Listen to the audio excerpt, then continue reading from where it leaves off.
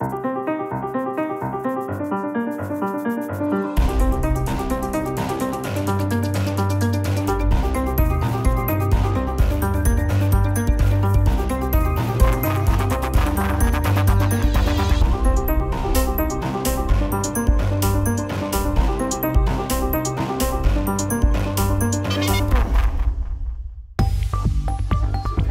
are back in Google's offices for the 4th edition of the EUhackathon.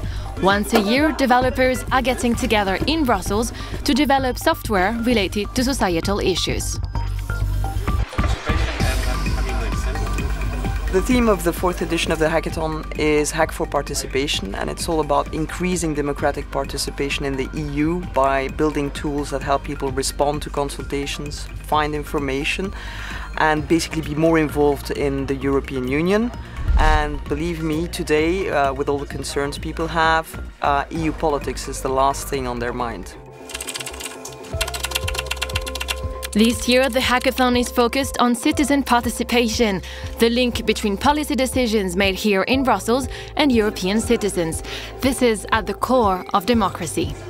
We're creating a video application to show information about politicians, and we're using the plenary meetings to link videos together, so you can start from a representative.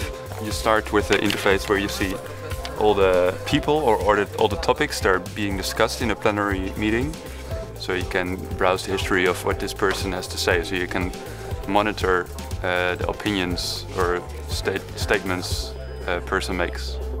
About 40 people from 11 countries are taking part in this 2014 edition. These 3 coders didn't know each other before the contest started, but after a brainstorming session they are ready to work together. The European Commission started just this Monday to publish all their meetings with lobbyists. Unfortunately, they're doing that on 89 different websites, so we build a program that reads out the information from all those websites and puts us in one database where now the users, thanks to our tool Commission Today, can search all the meetings, and we provide additional information on those lobbyists. Sai is a member of Team Liquid. He's here to promote the idea of more transparent decision-making called liquid democracy. Liquid democracy is you can vote directly on any proposal if you want, but you can also delegate your votes to someone called a proxy or a delegate, and you can restrict them to certain topics. Christian Hocher, aka Fukami, is the president of the jury this year. This German activist is an expert in data protection and freedom of information issues. He says there is still a long way to go to achieve complete democratic transparency. This is more about getting people closer to the processes or changing processes so it's closer to the people. Among the hackathon's guest of honor is Vint Cerf. He's probably best known in the geek world as one of the founding fathers of the internet.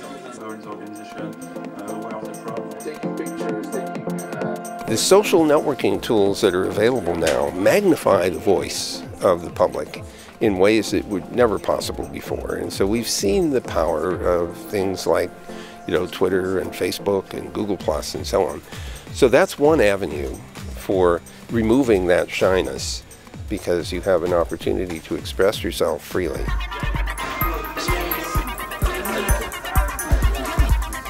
Sure like that. After a very short night's sleep, the coders are back on track.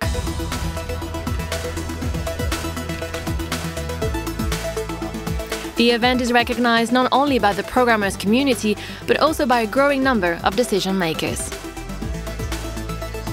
Democracy can only win from internet-based e-solutions when they will be used on the level of the governments. So if those people want to make the politics more attractive to the people, especially young people outside who basically don't vote in big parts, so that would be a huge achievement. Technology has made us so much more free has made us free in freedom of expression, in freedom of shopping what we want, but also in being able to have to follow politics.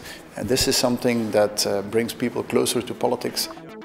We're just a few hours away from the end of the competition. The winners of the previous EU Hackathon are nearly done developing their Hurdle platform, an app that aims to boost participation in democratic processes.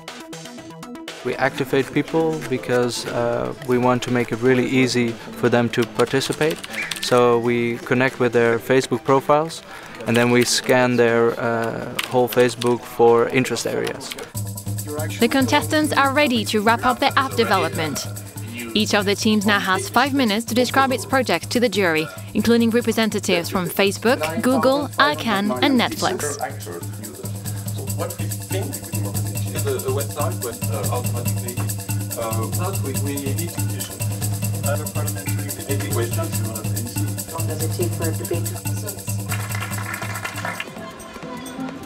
After the deliberations, all the hackers head to the European Parliament, where several MEPs host the prize-giving event.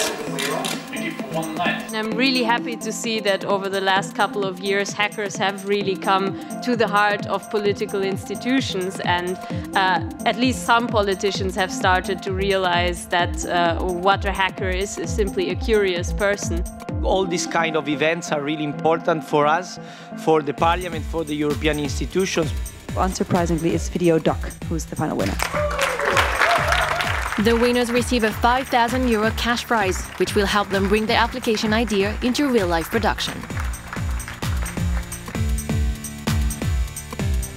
The recognition today that this is an important thing. I also really like the experience as a team, like to see how we can work together in 2 days. The strategy we chose for the hackathon really is the vision we try to have with VideoDoc in our projects. Everything we do is based around video and ways to give it more context so people can engage more with it, and it felt like that's exactly what they asked.